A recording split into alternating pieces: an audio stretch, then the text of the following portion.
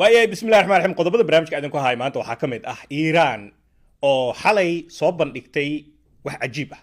waa dul istaagi doonaa gantaal diyaaradaha ay raacdaan Dala Airlines iyo Juba Airlines iyo Ethiopian Airlines gantaal la eg ayaa xalay la soo bandhigay muuqaal qosol badan qaybtan aad u qosol doontaa muuqaal qosol badan oo Iiraan ee ka soo sameysay Donald Trump la sheegaba sidii buug yar oo la akhristo maaragtay amal ee Iiraan ninka uu akhristay asaga inay fahantay muuqaal yar oo qosol badan oo AI ah weliga ismalayn AI idin la qaybsan doonaa laakiin ay sameeyeen oo hadda baraha bulshada ku baahay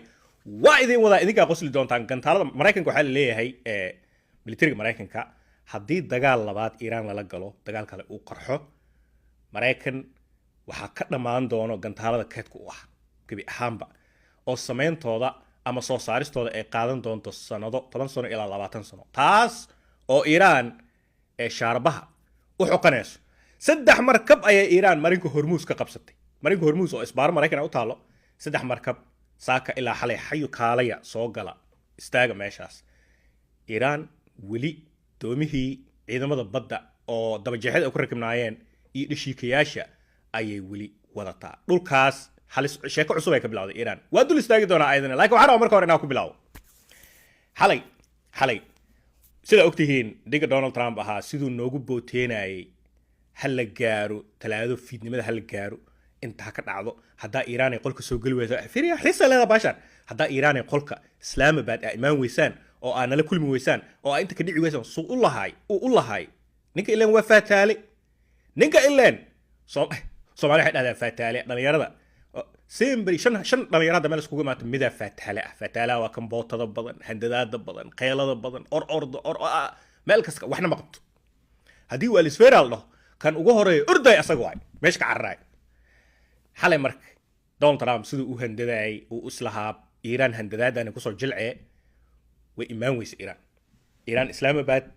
xitaa Iiraan qaab aqyaarnimo ayay kula hadashay madaxweynaha Pakistan waxay tiri ninkan Mareykan ah nin la aamini karo ma ah waa beenaale oo qaa'in ah lama aamini karo wax meesha u imaano iyo hadda shidaalka diyaaradda leena ay naga qasaarayeen ma ogiye ninkaas qof la kulmi kara ma ah Iiraan waxay ku leedahay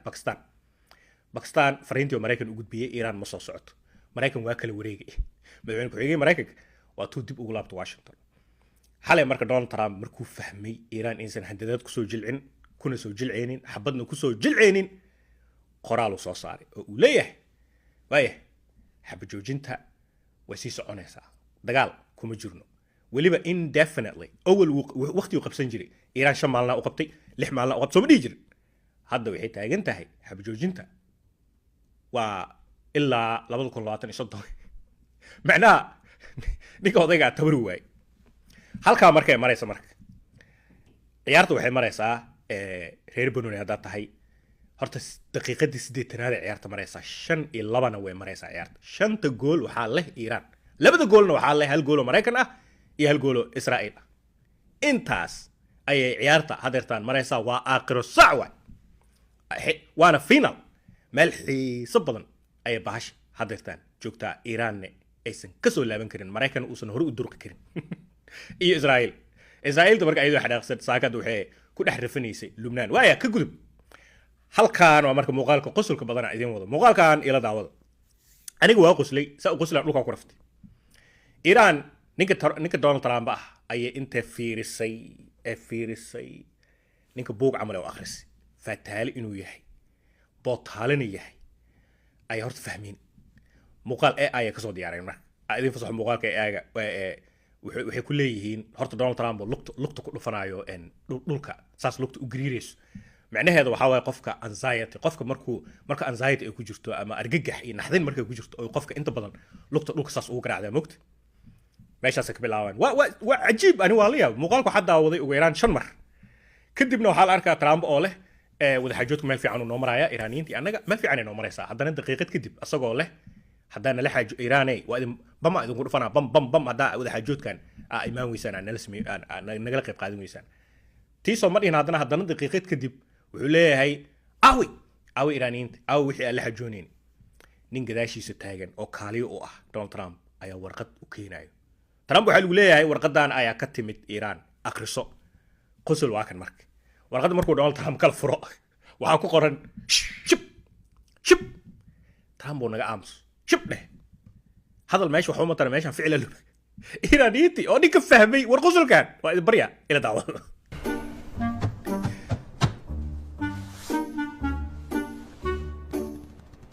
We are having very great negotiations with Iran. If Iran doesn't come to negotiate, we're going to bomb them. 2,000 years later. So where are the Iranians? This is from Iran. waayay waa qosasha umaleynaa waa qosashii ayaan umaleynayaa xalay wax cajiib ayaa ka dhacay Tehran إيران حالي waxay soo bandhigtay xalay horta way dabaaldegtay Iiraan dadka reer Iiraan iyo dawladii iyo saraakiishii waaweyneed waa la wada dabaal maxaa loo dabaaldegay qaybtan dhigaa fur qosolka dhigiis xalay waxaa loo dabaaldegay kartida iyo raganimada madaxda reer Iiraan oo diiday in ay u soo jilcaan handadaada Donald Trump gaar ahaan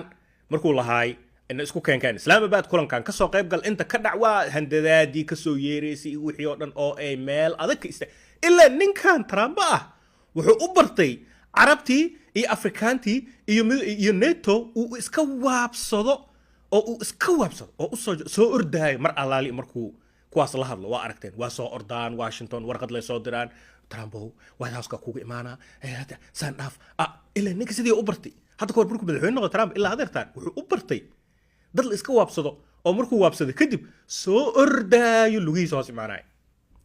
xalay Iiraaniyiintu waxay u dabaaldegeen sida u jeedaan gantaalo dhaadheer oo diyaaradda Dala Airlines iyo Juba Airlines la eg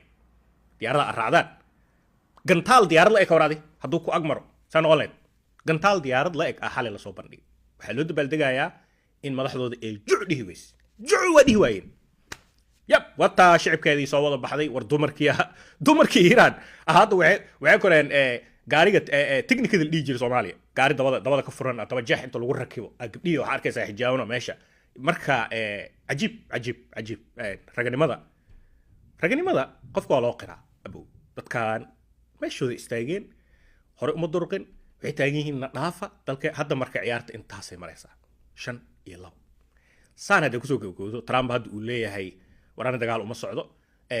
xitaa saxaafaddu waxay qoraysaa sida u jeedaan gantaalada Mareykanka hadduu dagaal labaad galo oo u dhamaatay Mareykan gantaalada sameentooda iyo soo saaristooda waqti qaadanayso oo hadda maaro looma haayo cidii Iiraan ahaydna balaayay soo wadaaw meel ay ka keeneen kala sheek sida waxa malaysaa canjeerida ku saaran oo kale hal laba saddex gantaalo cusub